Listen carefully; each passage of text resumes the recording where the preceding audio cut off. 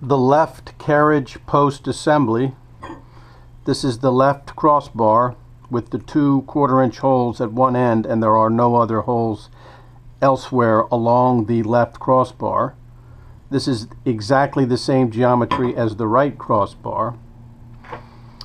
Here is the left carriage post. Either side is the right side up, it doesn't matter. We will use, for the sake of example, this time we're going to use the boost plate.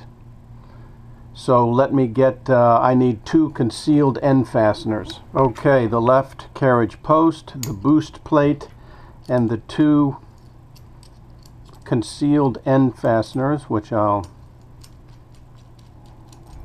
just tighten up a bit.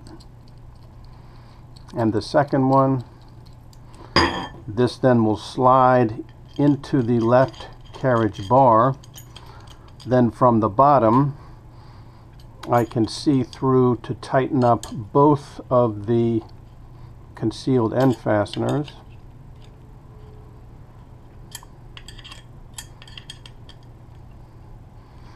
Sort of got to go back and forth, one then the other.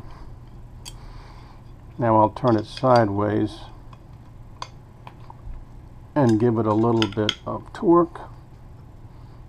Okay, notice that the boost plate, so we come back to our metric section. In this case, it will allow the exact height so that the carriage gear and the belt will compensate for the additional 30mm height of a metric section. Okay, so let's take the double T-nut and we'll drop that in. Here's the double T-nut. Let's drop that in. I'm going to mount the stepper motor plate like so, but before I do that, notice I have this protruding end of the arc down, and it's also shown that way in the drawing. I'm going to mount that onto the stepper motor with my cord coming from the bottom, so this will mount in exactly this fashion. Remember that typically the stepper motor ships with the key. I think this is the keyway in the key slot, so you can just remove, you do not need the keyway. We'll remove that from the key slot and set that aside. So let me go ahead and mount then, so these are the 5mm button heads. I'll mount those on. Okay, we've got the 4 button heads secured to the motor mount plate. The stepper now can then be secured to the double T-nut. And incidentally, while I am going to proceed and build the left carriage post assembly, what I would recommend is that you leave this off for now. Go ahead and make the entire frame. This just becomes bulky and in your way while you're making the frame.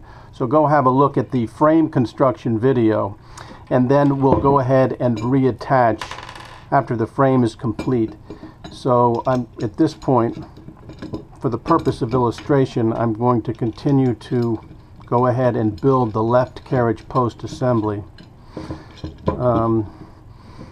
Okay, so the height and where this should be mounted, of course it does have some play and can go back and forth, but typically the best location, given that the belt comes right off of the bottom of the carriage gear, the belt will literally slide right along the bottom. So it's best then that the motor mount plate be flush against the left post, the left crossbar. So I'm going to go ahead and tighten those up.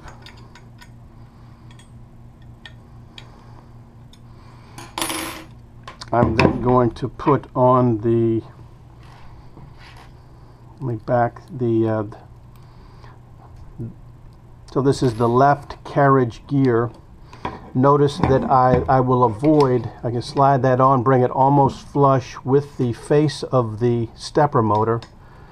Tighten those guys up. I am going to make sure that the hex keys that the hex bolt that is in the collar of the gear does not impinge upon the the key in the shaft of the stepper motor.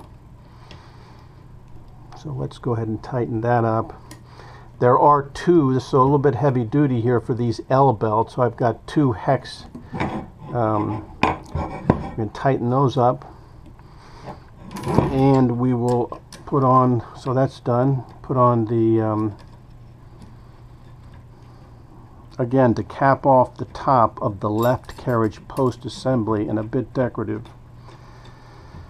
And there you have it, the left carriage post assembly.